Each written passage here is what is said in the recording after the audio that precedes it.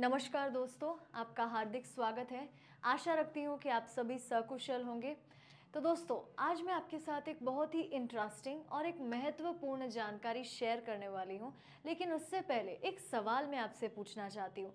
क्या आप अपनी ज़िंदगी में कभी ऐसा सोचते हैं कि मुझे बड़ा होकर इतना बड़ा बनना है, या मुझे इतना पैसा कमाना है, या फिर मुझे एक ऐसा मुकाम हासिल करना है जहाँ मैं जब अपने आसपास गरीबी देखूं, जब मैं अपने आसपास लोगों में लाचारी देखूं, तो मैं उनकी मदद कर सकूं।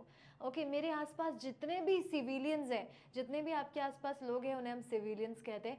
तो जितने भी सिविल पीपल हैं आपके आसपास, ओके, जितने भी सिविलियंस हैं, आप उनकी मदद करना चाहते हैं। एक तरीके से आप उन्हें सर्व करना चाहते हैं।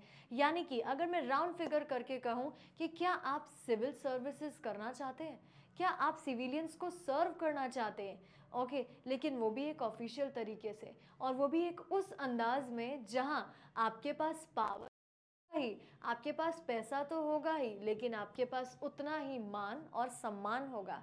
लोग आपको एक अधिकारी के नाम से जानेंगे। ओके, सो आज मैं आपको आपके इस सुनहरे सफ़र के बारे में थोड़ी सी जानकारी दूंगी कि अगर आपने एक छोटी उम्र से ये डिसाइड कर लिया है कि आपको एक सिविल सर्वेंट बनना है, या फिर कभी भी आपने अपनी आंखों के सामने एक लाल बत्ती वाली गाड़ी को जाते हुए देखा है और मन में इच्छा रखी है कि मुझे भी एक दिन इस लाल बत्ती वाली गाड़ी में बैठना है, बिल्कुल उसी गाड़ी में मुझे बैठना है जिसके पास होने के लिए चारों तरफ का ट्रैफिक स्टॉप कर दिया जाता है, ताकि वो लाल बत्ती वाली गाड़ी आराम से पास हो सके। मुझे भी ऐसी गाड़ी में पास होना है, या मुझे भी एक ऐसी गाड़ी में बैठना है जिसके आगे दो पुलिस ऑफिसर्स की गाड़ियां हों, जिसके गाड़ी के पीछे दो पुलिस ऑफिसर्स की गाड़ियां हों, और साथ ही साथ जिसे लोग एक बहुत ही एक ना आंखों में इज्जत के साथ देखें।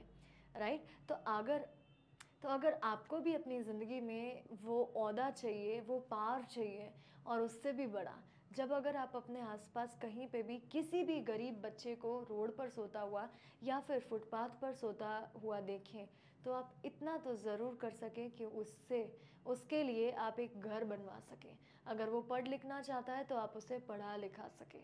इतना ज़िंदगी में करना चाहते हैं, राइट। बिकॉज सिविल सर्विसेज, आपको एक चीज़ बता दूं कि जो भी लोग सिविलियंस को सर्व करते हैं या फिर सिटीजन्स के लिए काम करते हैं ना, they are the most respectable and reputable personalities. Okay, आप अब देख लीजिए, हमारी जो गवर्नमेंट है उनकी भी हम इतनी रिस्पेक्ट करते हैं, हमारे जो प्राइम मिनिस्टर हैं वो हमारे लिए इतनी हेल्प करते हैं। आप देखते होंगे कि आपके एरिया में एक, आपने सुना होगा कहीं ना कहीं कि कलेक्टर की तरफ से नोटिस आया है कि कल कलेक्टर हॉलीडे है, यानी कि कल कलेक्टर ने हॉलीडे दी है इस ओकेजन के बेसिस पे कि भाई कल ये ओकेजन मनाया जाएगा, तो उसके लिए कलेक्टर द्वारा हॉलीडे दी गई है। कलेक्टर द्वारा ऑर्डर आया है कि हर एक स्कूल में ये नियम लागू होना चाहिए। यस और नो। तो आइए जानते हैं कि ये कलेक्टर होते कौन हैं, और ये कलेक्टर बनने का जो सुनहरा सपना और जो सुनहरा सफ़र है, क्या आप कभी इसके बारे में सोच सकते हैं? तो आइए जानते हैं उसके बारे में। तो सबसे पहले, क्या आप जानते हैं सिविल सर्विसेज क्या होता है? ओके, तो सिविल सर्विस हम उसे कहते हैं कि जहाँ पे आप सिविलियंस को सर्व करते हैं। ओके, दैट मीन्स आप लोगों के लिए काम करते हैं। ओके, लोगों के हित के लिए काम करते हैं, देश के लिए काम करते हैं। Are you getting my point? जहाँ पे आपको एक ऐसा पद दिया जाता है, आपको एक ऐसी पोस्ट दी जाती है जहाँ पे आप लोगों के लिए काम करते हैं। Is that clear? जहाँ पे आप लोगों के लिए काम करते हैं। Clear? So civil service, civils को सर्व करना, यानी कि आप उनके लिए काम कर रहे हैं। Is that very clear? ठीक है। अब क्या आप जानते हैं यूपीएससी क्या होता है? ये जो मैं आपको सिविल सर्विसेज के बारे में बता रही हूँ, या फिर जो आप एक ऑफिसर बनने का या एक कलेक्टर बनने का जो सपना देख रहे हैं ना, उसे आप कैसे पूरा कर सकते हैं उस बारे में मैं बताऊंगी अब। ओके, सो सी, यूपीएससी जो है ना, इसका सबसे पहले मैं फुल फॉर्म बता देती हूँ। इसका फुल फॉर्म है union public service commission.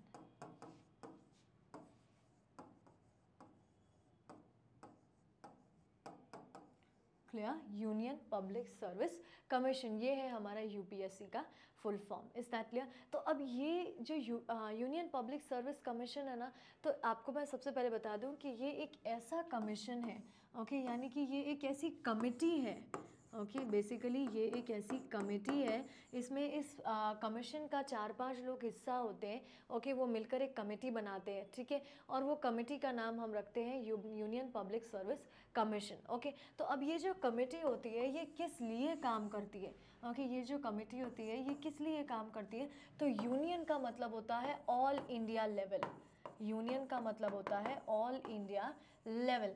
Public service, okay, public service यानी कि ऑल इंडिया लेवल पे, यानी कि पूरे इंडिया में जहाँ पे भी, जैसे भी, जितने भी लोग रह रहे हैं, कहीं पर भी आप जहाँ पे जाके लोगों को सर्व करने की इच्छा रखते हैं कि भाई आप किसी भी स्टेट में जाके कहीं पे भी किसी भी डिस्ट्रिक्ट में वहाँ के लोगों को संभाल सकते हैं, उनके हित के लिए आप सोच सकते हैं, उन्हें आगे बढ़ाने के बारे में सोच सकते हैं, उनके कल्याण के बारे में सोच सकते हैं, तो वहाँ पे आपको यूपीएससी द्वारा आपको अपॉइंट किया जाता है। Is that very clear till here? तो वहाँ पे आपको पब्लिक सर्विस करने के लिए अपॉइंट किया जाता है कि जहाँ पे आप पब्लिक को सर्व करेंगे। Is that clear till here? Okay, समझ आया? सो यूपीएससी क्या है? तो यूपीएससी जो है वो एक ऐसा एग्ज़ाम कंडक्ट करती है ऑल इंडिया में, पूरे इंडिया में, जिसमें से लोग पार्टिसिपेट कर सकते हैं, स्टूडेंट्स पार्टिसिपेट कर सकते हैं, ठीक है, कोई भी पार्टिसिपेट कर सकता है पूरे इंडिया में से। ऐसा नहीं है किसी पर्टिकुलर स्टेट में से या रीजन में से, ओके, किसी पर्टिकुलर स्टेट में से या रीजन में से नहीं, पूरे इंडिया में से कोई भी पार्टिसिपेट कर सकता है। पूरे इंडिया लेवल पे ये एग्ज़ाम कंडक्ट की जाती है और उस एग्ज़ाम में जो पास होता है उसे फिर इंडिया के किसी भी स्टेट में, किसी भी डिस्ट्रिक्ट में कलेक्टर जैसी एक पोस्ट दी जाती है, कलेक्टर तरीके से अपॉइंट किया जाता है। कलेक्टर के जैसे ही बहुत सारी अलग अलग पोस्ट होती हैं, उन पर आपको अपॉइंट किया जाता है। Is that very clear till here? तो यूनियन पब्लिक सर्विस कमीशन द्वारा एक एग्ज़ाम कंडक्ट की जाती है ऑल इंडिया लेवल पे, यानी कि पूरे इंडिया में से, पूरे इंडिया के किसी भी कोने में से, किसी भी क्षेत्र में से कोई भी व्यक्ति पार्टिसिपेट कर सकता है, उस एग्ज़ाम की तैयारी कर सकता है और एक जिला अधिकारी बन सकता है। Clear till here? Are you getting my point? तो इनके द्वारा पूरे इंडिया में अलग अलग जगह आपकी पोस्टिंग की जाती है। Clear till here? तो वो एग्ज़ाम कंडक्ट करना, उसका रिजल्ट निकालना, उसकी अपॉइंटमेंट करना, वो सभी काम यूपीएससी द्वारा किए जाते हैं। Clear till here? तो याद रखिएगा कि सबसे पहले जब भी हम कोई सपना देखते हैं ना, तो उसकी शुरुआत कहाँ से होती है? उस सपने को अंजाम देने के लिए आपको क्या करना है? आपकी प्लानिंग का सबसे पहला हिस्सा ये होना चाहिए कि मुझे जो बनना है उसकी शुरुआत कैसे हुई, मुझे जो बनना है वो किस तरीके से काम करता है, वो आपको पता होना चाहिए। और उससे भी ज़रूरी मैनिफेस्टेशन ज़रूरी है, विजुअलाइजेशन ज़रूरी है कि मैं जो बनना चाहता हूँ वो क्या है। अगर मैं अपने आप को एक कलेक्टर की तरह देख रहा हूँ या मैं अपने आप को एक कलेक्टर की तरह देख रही हूँ, तो वो कैसी पोस्ट है, वो पोस्ट मुझे कैसे मिलेगी, मुझे उस तक पहुँचने के लिए क्या क्या करना होगा। Is that clear? तो ये सभी बातें आज हम जानेंगे इस वीडियो में। नेक्स्ट क्वेश्चन हमारा है, तैयारी से पहले जान लें कि यूपीएससी पास होने पर आपको कौन से पद दिए जाएंगे। अब मैंने आपको जैसा कि कहा कि जब भी ज़िंदगी में आप, सच में मुझसे आज लिख कर ले लीजिए, मार्क माई वर्ड्स, ज़िंदगी में जब भी आप कुछ भी करना चाहेंगे ना, तो आप उस चीज़ को मैनिफेस्ट कीजिए, आप उस चीज़ को विजुअलाइज़ कीजिए कि आपने वो कर लिया है। और वो खुशी जब आप एंजॉय करेंगे ना, तो आपके मन में एक अलग एंथुजियाज़म होगा उस चीज़ को प्रैक्टिस करने का, उसके लिए और भी ज़्यादा शिद्दत से काम करने का। तो आइए जानते हैं कि जब भी आप, अगर यूपीएससी द्वारा जो एग्ज़ाम कंडक्ट की जाती है, अगर आप उसे क्लियर कर लेते हैं, ओके, उस एग्ज़ाम को अगर आप क्लियर कर लेते हैं, पास हो जाते हैं, ठीक है, आपका नाम आ जाता है मेरिट लिस्ट में, तो आपको कौन सी पोस्ट दी जा सकती है। तो यूपीएससी पास करने पर कौन कौन से ऑफिसर बन सकते हैं? तो आप बनेंगे आईएएस, यानी कि इंडियन एडमिनिस्ट्रेटिव सर्विसेज, जिसमें आपको कलेक्टर जैसी पोस्ट मिलती है। Is that clear? जिसमें आपको कलेक्टर जैसी पोस्ट मिलती है। फिर है IRS, that is Indian revenue services, तो रेवेन्यू सर्विसेज में आपको एक पोस्ट मिल सकती है। देन यू हैव आईआईएस, ठीक उसी तरह से IPS, IFS, okay, IFOS, ICS and ICLS, और उसके अलावा आपके पास 16 अलग अलग पोस्ट है। Is that clear? तो मेजरली लोग compete करते हैं इन 3 पोस्ट्स के लिए कि मुझे पुलिस सर्विसेज में जाना है या मुझे फॉरेस्ट सर्विसेज में जाना है। Is that very clear till here? Okay, so ज़्यादातर लोग एडमिनिस्ट्रेटिव सर्विसेज के लिए, क्योंकि उन्हें कलेक्टर बनना होता है। क्लियर? क्योंकि उन्हें कलेक्टर बनना होता है। ठीक है, तो जब आप एक ऑफिसर बनेंगे ना, तो अगर आप एक पुलिस ऑफिसर बनते हैं तो कुछ इस तरीके से आपकी यूनिफॉर्म होगी, कुछ इस तरीके का आपका एटीट्यूड होगा, आपका अपीयरेंस होगा। इस पुलिस की यूनिफॉर्म में आपकी यूनिफॉर्म अलग ही चमकेगी because of the special stars. Is that clear till here? Then ये जो पिक्चर आप देख रहे हैं, ये पिक्चर है एक कलेक्टर ऑफिसर की, कि एक कलेक्टर होता है। ठीक है, एक कलेक्टर के आप देख सकते हैं। ठीक है, सो सी, आप जब एक ऑफिसर बनते हैं तो आपको ऐसे लाल बत्ती वाली गाड़ी दी जाती है। Okay, you are given a driver, okay, जो आपको हर जगह ले जाएंगे। यानी कि तब आपका सोल फोकस होता है, आप लोगों के लिए काम करते हैं, पब्लिक के लिए काम करते हैं। ठीक है, आपको आपका खुद का एक बंगला दिया जाएगा, आपको आपका खुद का एक ऑफिस दिया जाएगा, आपको आपकी खुद की एक गाड़ी दी जाएगी। ठीक है, जिस पे आगे इस तरीके से रेड कलर का बोर्ड लगा होगा जिसमें लिखा होगा DM, ओके, डिस्ट्रिक्ट कलेक्टर और district magistrate. Is that clear? वो सरकार द्वारा दी जाएगी और इस तरह की लाल बत्ती आपकी गाड़ी पर लगी होगी। क्लियर? और जब आप अपनी ऑफिस पर पहुंचते हैं तो एक ऑफिसर, एक पुलिस ऑफिसर द्वारा आपका गेट खोला जाएगा। Clear till? मतलब उतना आपको रिस्पेक्ट दिया जाएगा, उतना आप डिज़र्व करते हैं। क्यों? क्योंकि आप जब वो ऑफिसर बनेंगे, जब आप उस पोस्ट तक पहुंचेंगे ना, तो आप ऑलरेडी ज़िंदगी में बहुत कुछ देखते हुए आए होंगे। काफ़ी बार आपने फेलियर भी फेस किया होगा, तो काफ़ी बार आपने छोटी छोटी विक्ट्री पाकर एक बहुत बड़ा फेलियर फेस किया होगा। दैट मीन्स वो पूरी जर्नी में आप बहुत कुछ सीखते हैं। तो जब आप जब ऑफिसर बनते हैं और जब आप ना ऑफिस पहुंचते हैं और जब कोई पुलिस ऑफिसर आपका गेट का दरवाज़ा खोलता है ना, तो उसमें कुछ ईगोइस्टिक या होने की बात नहीं है। उतना आप डिज़र्व करते हैं, उतनी रिस्पेक्ट, उतनी ऑनर आप डिज़र्व करते हैं, वो आपको दी जाती है। तो ये सब चीज़ें एक साइन होती है कि आप चूँकि लोगों की मदद कर रहे हैं, चूँकि आप लोगों के कल्याण के बारे में दिन रात सोच रहे हैं, उसके लिए काम कर रहे हैं, you are kept for public service, तो आपको उतनी फैसिलिटीज़ दी जाती है कि आपको किसी भी तरह की कोई तकलीफ़ ना हो काम करने में। Clear till here?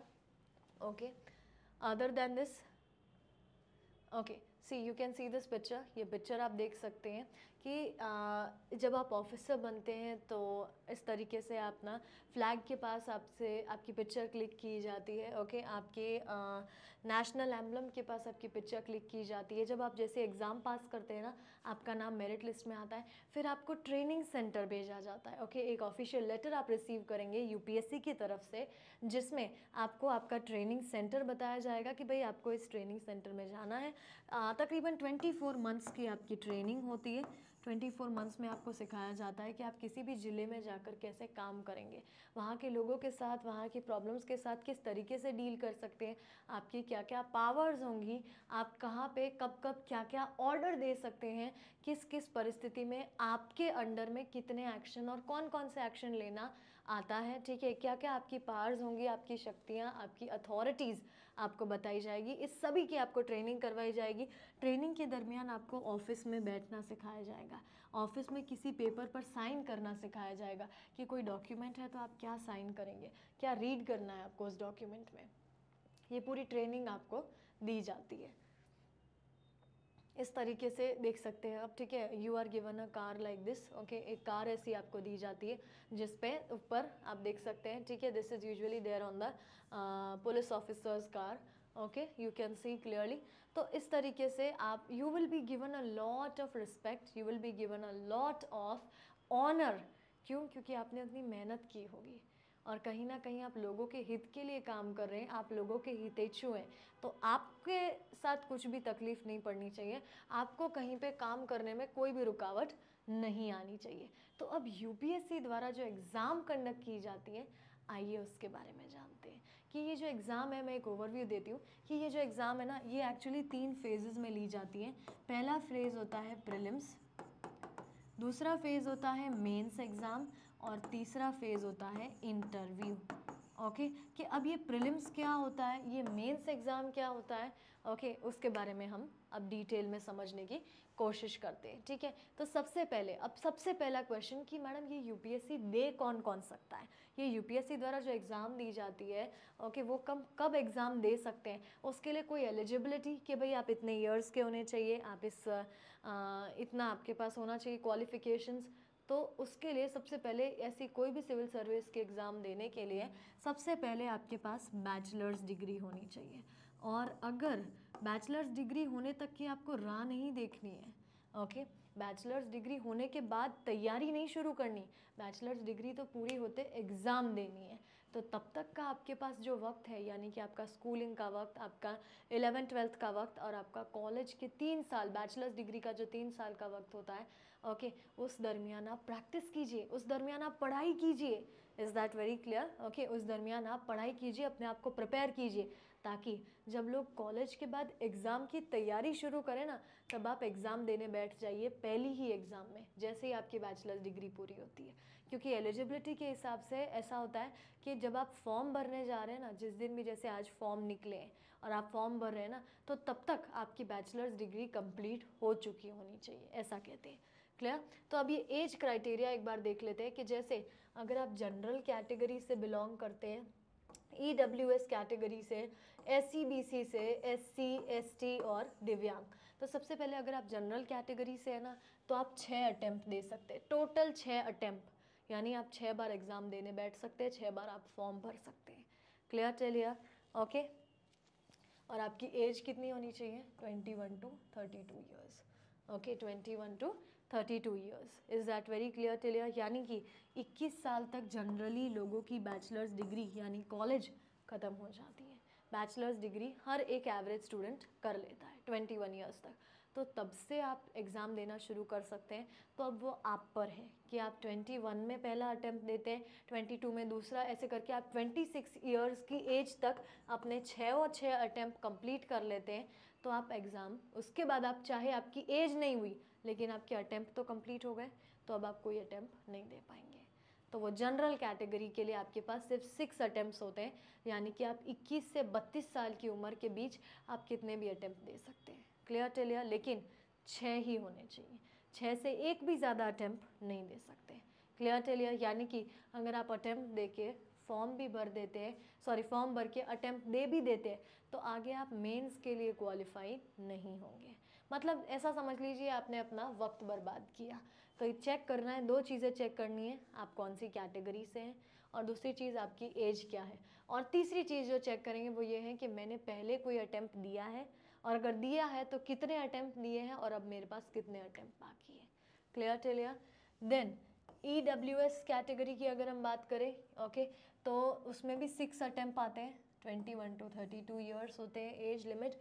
SCBC में 9 अटैम्प्ट्स आते हैं, 21 to 35 years. Okay then you have SC और ST, जिसमें SC और ST जो है उनके लिए अनलिमिटेड अटैम्प्ट्स हैं और उनकी एज लिमिट रहती है 37। मतलब अगर जैसे मान लेते हैं 21 से 37 के बीच में वो कितने भी अटैम्प्ट दे सकते हैं, कितने भी, ओके लेकिन अगर एक बार उनकी एज 37 होगी उसके बाद वो नहीं दे पाएंगे। क्लियर टिलियर? समझ रहे हैं आप मेरी बात? लेकिन अगर वो 37 ईयर्स से कम में है तो वो कभी भी अटैम्प्ट दे सकते हैं, उन्हें गिनने की ज़रूरत नहीं है मैंने उससे पहले कितने दे दिए। दूसरा अगर हम देखें ST यानी कि ST, तो शेड्यूल ट्राइब, तो उनकी भी एज लिमिट इतनी ही है, ओके और अनलिमिटेड अटैम्प्ट्स है। शेड्यूल कास्ट और शेड्यूल ट्राइब्स के लिए अनलिमिटेड अटैम्प्ट्स हैं और एज लिमिट है 37।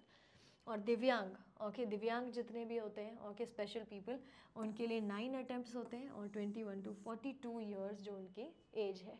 तो याद रखिएगा, अगर आप जनरल कैटेगरी से हैं, EWS से हैं, SCBC से हैं और दिव्यांग कैटेगरी से, तो ये चारों कैटेगरी में आपको अटैम्प्ट्स और एज लिमिट दोनों ध्यान रखनी है। Clear till here? अटैम्प्ट्स और एज लिमिट दोनों ध्यान रखनी होगी, तो आपको पता होगा कि आप कौन सी कैटेगरी से बिलोंग करते हैं। Clear till here? याद रखिएगा, ये कुछ ऐसी चीज़ें होती हैं जो आपसे, क्योंकि जितने ज़्यादा यंग ऑफिसर आप बनते हैं ना, उतने ज़्यादा क्रिएटिव आइडियाज़ आप ले पाते हैं, उतने ज़्यादा क्रिएटिवली आप लोगों की मदद कर पाते हैं, स्मार्ट टेक्नोलॉजी से आप ज़्यादा फेमिलियर हो पाते हैं। अब अगर हम बात करें प्रिलिमिनरी एग्जामिनेशन की, ओके प्रिलिमिनरी एग्जाम यानी जो सबसे पहला फेज है। Okay, this examination shall comprise of 2 compulsory papers, इसमें 2 कंपलसरी पेपर्स होते हैं 200 मार्क्स के, जैसे 200 मार्क्स 200 मार्क्स, ऐसे 2 पेपर होते हैं। Clear till here? Both question papers will be of the objective type. Okay, दोनों ही आपको MCQ बेस्ड क्वेश्चन पेपर्स हैं। ओके, दोनों ही MCQ बेस्ड क्वेश्चंस हैं।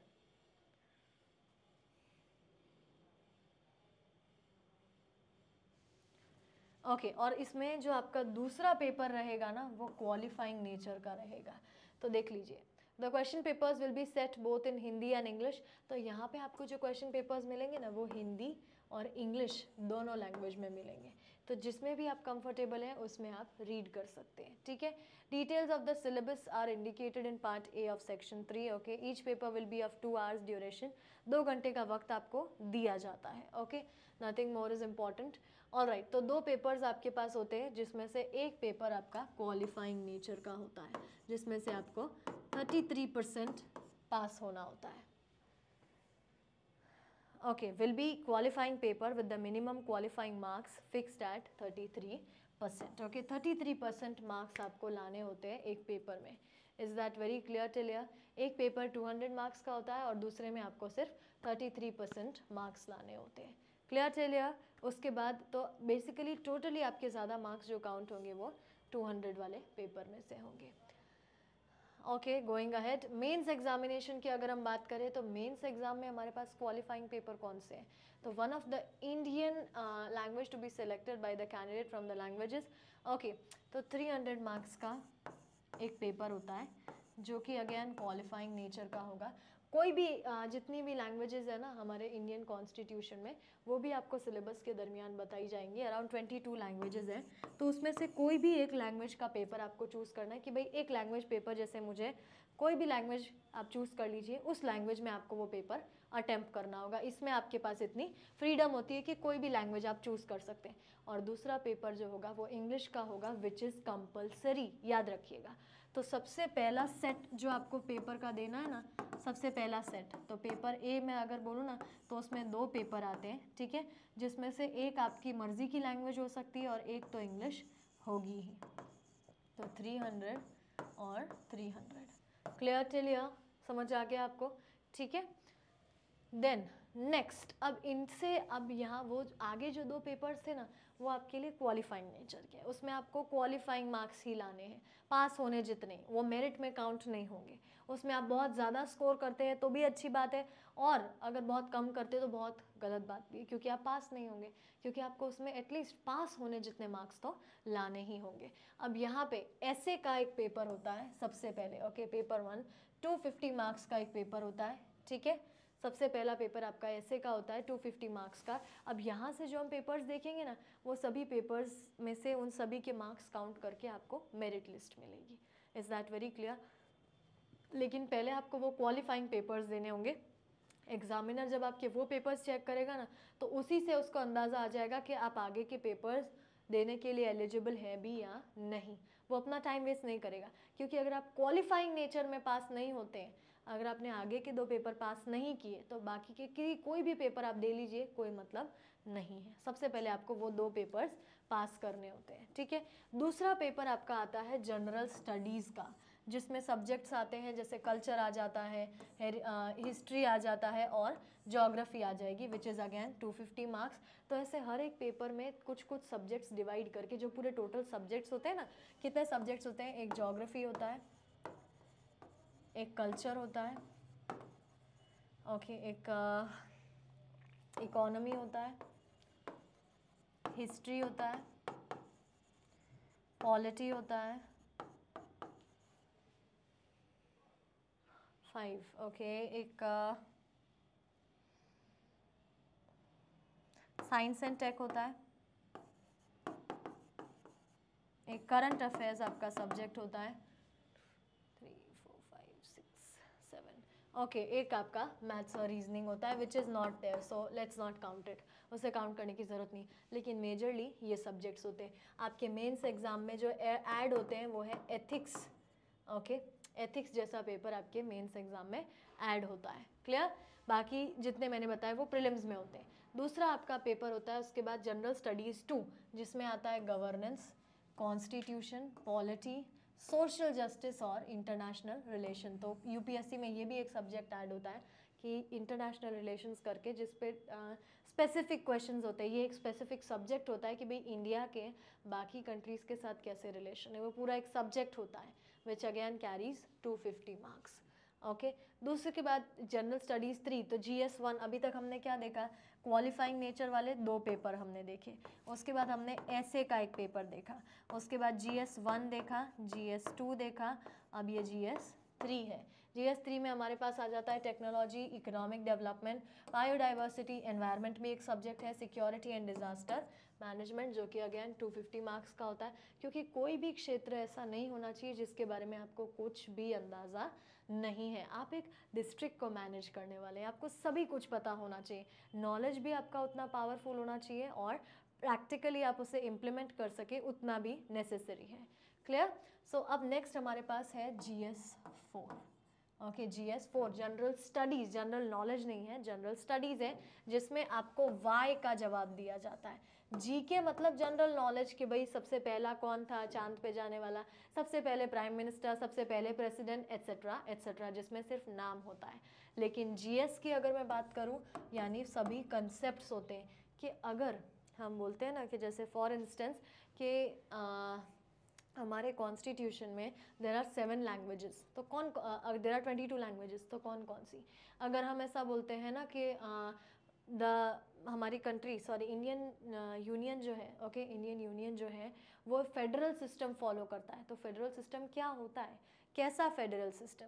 जब हम बोलते हैं India is a democratic country, तो क्यों India is a democratic country? हम बोलते हैं India is a sovereign country, मतलब क्या होता है सॉवरन का? Is that very clear? तो वाई पर्सपेक्टिव हम पढ़ते हैं जनरल स्टडीज़ में। फिर सी एथिक्स, इंटेग्रिटी और एप्टीट्यूड, ये आपका GS 4 होता है। और GS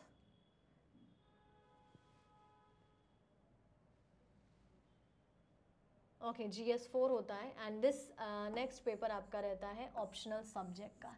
तो ये ऑप्शनल सब्जेक्ट जो है ये आपके लिए यूपीएससी में सबसे ज़्यादा मेजर रोल प्ले करता है। ओके, ये आपके ऑप्शनल सब्जेक्ट का पहला पेपर है। तो GS के अभी तक हमने देखा क्वालिफाइंग नेचर वाले पेपर, ऐसे हमने देखा GS 1, GS 2, GS 3 और GS 4, जनरल स्टडीज़ के 4 पेपर। उसके अलावा हमारे पास ऑप्शनल के 2 पेपर होते हैं। ओके, उसके अलावा हमारे पास ऑप्शनल के कितने, 2 पेपर होते हैं। अब ये ऑप्शनल सब्जेक्ट में आप कोई भी सब्जेक्ट चूज़ कर सकते हैं, कोई भी सब्जेक्ट। ओके, कोई भी सब्जेक्ट आप चूज़ कर सकते हैं, ठीक है। अब सी टोटल आप जितने भी पेपर्स देंगे ना, उन सभी के मार्क्स मिला के कितने हुए, 1750। और ये जो है इंटरव्यू, पर्सनालिटी टेस्ट, ये 275 मार्क्स का होता है। तो टोटल आपको 2025 मार्क्स में से, ओके, 2025 मार्क्स में से आपको मैक्सिमम स्कोर करना होता है। Is that very clear? सब मिला के, इंटरव्यू मिला के और मेंस एग्ज़ाम मिला के। Clear till here? जितने भी रिटन टेस्ट हैं उन सभी को मिला के आपका 1750 के 1750 में से मैक्सिमम टोटल होना चाहिए, फिर उसमें आपके ऐड होंगे इंटरव्यू के मार्क्स। Clear till here? तो ये आपका पूरा पेपर पैटर्न था। All right, okay, any language you can choose, ठीक है। सी फॉर लैंग्वेज मीडियम, ओके, जब हम बोलते हैं ना कि आप वो आगे हमने देखा था कि आप कौन सी लैंग्वेज चूज़ कर सकते हैं, तो आप इनमें से कोई भी लैंग्वेज चूज़ कर सकते हैं। Clear till here? Qualifying nature के लिए एक लैंग्वेज पेपर और एक इंग्लिश का पेपर। क्लियर? और ये सब आपके ऑप्शनल सब्जेक्ट्स है, जैसे एग्रीकल्चर है, एनिमल हस्बेंड्री और veterinary science, anthropology, botany, chemistry. याद रखिएगा, आपका जो भी ऑप्शनल सब्जेक्ट रहता है वहीं आपके इंटरव्यू में फोकस किया जाता है। तो अपना ऑप्शनल सब्जेक्ट सबसे इजी चुनिए जिसमें आप जल्दी से जल्दी ज़्यादा से ज़्यादा स्कोर कर सके या जिसके बारे में आपने पहले से पढ़ा हो। तो ये पूरी लिस्ट होती है 26 सब्जेक्ट्स की, जिसमें से आप कोई भी एक सब्जेक्ट ले सकते हैं। Is that very clear? Optional के 2 पेपर के अटेम्प्ट के लिए। Done till here? Okay, so this was a short journey telling you everything about becoming an officer. और ये पूरी जर्नी पार करने के बाद आपको एक कलेक्टर का खिताब मिलता है, आपके नाम के आगे लिखा जाता है IAS and your name, for example IAS Meenakshi Sharma, ऐसा. Is that very clear? तो IPS से Shreya, okay, IPS Shreya Patel, whatever you say, okay, कोई भी नाम आप आगे ले लीजिए, IAS XYZ, IPS XYZ, clear till? तो आपको फिर आपकी पोस्ट मिलती है, आपको अपना पार्स आपके मिलते हैं, एंड देन, और इसमें भी सबसे ज़रूरी बात अगर आपसे कहूँ तो हम यानी कि जो ऑफिसर्स बनते हैं वो कभी भी गवर्नमेंट की तरह हर 5 साल में बार बार नहीं बनते हैं. एक बार आप एग्ज़ाम दीजिए and you are officer till you die. Mind my words, you are an officer till you die. ठीक है. हाँ, एक वक्त के बाद आपको रिटायर ज़रूर होना होगा, लेकिन आपको ऑफिसर के तरीके से लोग अंत तक जानेंगे. क्लियर चलिए? मतलब एक बार आप ऑफिसर बन जाइए, ऑफिसर का खिताब आप हासिल कर लीजिए, लोग ज़िंदगी भर आपको एक ऑफिसर के नज़रिए से, एक अधिकारी के नज़रिए से देखेंगे. तो दोस्तों, इतनी बेहतरीन पोस्ट के लिए, इतने बेहतरीन ओहदे के लिए अगर अभी से हम तैयारी ना करें और इतनी बड़ी अपॉर्चुनिटी हम हमारे हाथ से खो दें हमारी लाइफ को सिक्योर करने का, हमारी लाइफ के फ्यूचर को सिक्योर करने का, तो कहीं ना कहीं वो एक सिली डिसीजन होगा. ठीक है. So my dear friends, at the end what I want to tell you is कि अगर आप जल्दी से जल्दी अपने फ्यूचर को लेके वरिड रहते हैं ना, अपने करियर को लेकर जल्दी से जल्दी शुरुआत करते हैं ना, तो मार्क माई वर्ड्स, जब लोग शुरुआत करेंगे ना, तब आप अपनी ज़िंदगी के मुकाम पर ऑलरेडी होंगे. ओके. सो याद रखिएगा, वो सपना सपना नहीं जो आपको चैन से सोने दे, वो सपना सपना नहीं जो आपको चैन से सोने दे, और वो सपना ही क्या जो आपकी नींद ना उड़ा दे. Is that clear? So think about your dreams and start working from today itself. Okay. और अगर एट एन अर्ली एज आप ऑफिसर बनने की तैयारी शुरू करना चाहते हैं, यानी स्कूलिंग से ही, राइट फ्रॉम क्लास 6, क्योंकि ज़्यादातर आपको अपने आप को जनरल नॉलेज से पावर करना होगा, अपने आप को एम्पावर करना होगा जनरल नॉलेज से. जितनी ज़्यादा आपके पास जनरल नॉलेज होगी, सब्जेक्ट्स की नॉलेज होगी, चीज़ों की नॉलेज होगी, आप बेटर लिख पाएंगे. क्योंकि ये जो एग्ज़ाम है ना, it is just a game of knowledge, nothing else. Okay. So if you wish कि आप ऑफिसर बनना चाहते हैं, या आपके फैमिली में कोई यंगर वन है जिसे आप ऑफिसर बनाना चाहते हैं, ठीक है, तो हमारा ये जो अर्ली बर्ड IAS का जो यूट्यूब चैनल है, इस पर तो आपको कॉन्स्टेंटली वीडियोस मिलते ही रहेंगे. चैनल को सब्सक्राइब कर लीजिएगा, और अगर आप हमारे साथ जुड़कर एक इंटीग्रेटेड वे में तैयारी करना चाहते हैं और एक फोकस के साथ तैयारी करना चाहते हैं, तो हम एक अर्ली एज से आपको तैयार करने का प्रॉमिस करते हैं. हमारे कोर्स में ज़रूर जुड़िएगा. ठीक है.